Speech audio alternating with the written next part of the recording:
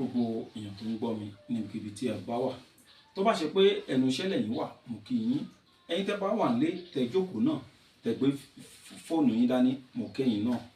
Àkójúmọ́ mọ́. Orúkọ tèmi ni Dr. Ọlálékan Sàlámì Aláàfin Ìṣẹ̀ǹbáyé.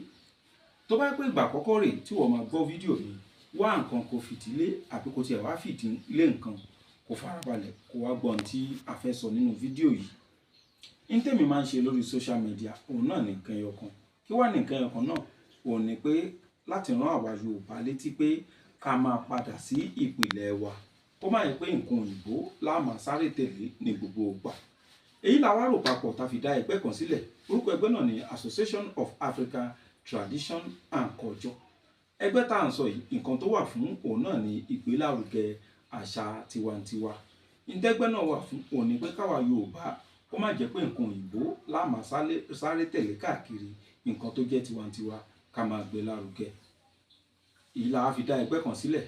Ẹgbẹ́ náà ni Association of African Tradition and Culture. Ẹgbẹ́ tó máa ti ń kọ́ ni bá a ṣe ń lo ìwé àtegbò àti gbogbo nǹkan ilẹ̀ Yorùbá.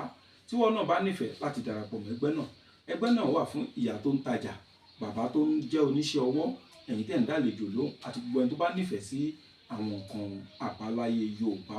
Kò ní kankan ṣe pẹ̀lú ọ̀rọ̀ ẹ̀sìn. Tẹ́ bá darapọ̀ mọ́ ẹgbẹ́ náà kò sọ yín di ẹlẹ́sìn ìbílẹ̀.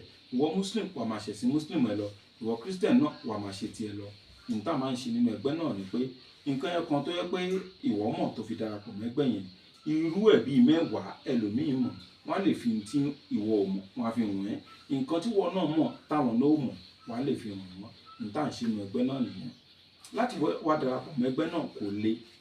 2,500 naira ní registration.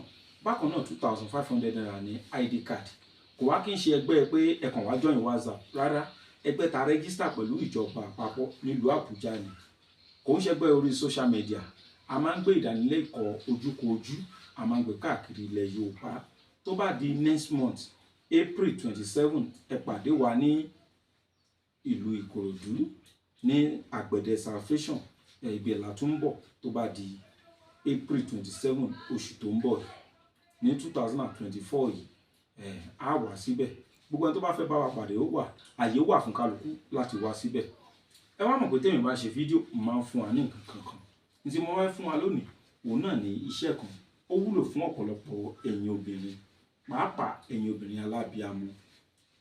Tá bá wòye, a rí pé téèyàn bá bí ọmọ, tọ́mọ yẹn ò bá ti dàgbà, téèyàn tètè lóyún mi, oyún ta níyẹn ó máa affect ọmọ ta ti kọ́kọ́ bí yẹn lọ́pọ̀lọpọ̀ ìgbà.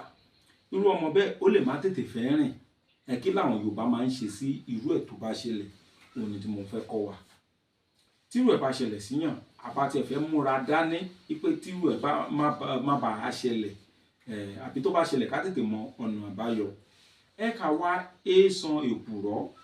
Gbogbo alamọ̀ ń tán pè ní èkùrọ́. Tá bá fọ èèsàn inú ẹ̀yẹn òun la nílò. A wá lọ̀, tá bá ti lọ̀ àbí ká fọ ká gun. Ìyẹn tó wà nínú ẹ̀ tá bá ti lọ̀ kúnná, gbogbo ìdọ̀tí tó bá wà ńbẹ̀ á yọ kúrò. Tá bá ti yọ kúrò,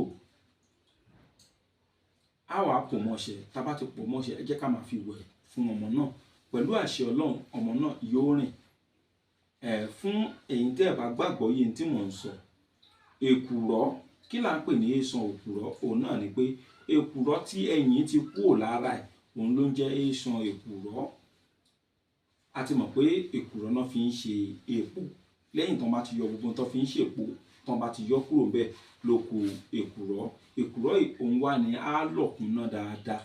Tá bá ti lọ̀ kúnná, gbogbo ìdọ̀tí tó bá wà ńbẹ̀ jẹ́ ká yọ kúrò, ká pò mọ́ṣẹ́ ká máa fi wẹ̀ fún ọmọ náà. Ire o. Wọ́n tó bá fẹ́ darapọ̀ mọ́ ẹgbẹ́ wa, àyè wà gẹ́gẹ́ bí mo ṣe sọ. Ẹ kàn sí mi lórí WhatsApp wípé kí ni account number ẹgbẹ́ náà. WhatsApp number mi ni 08028565188. Ire o.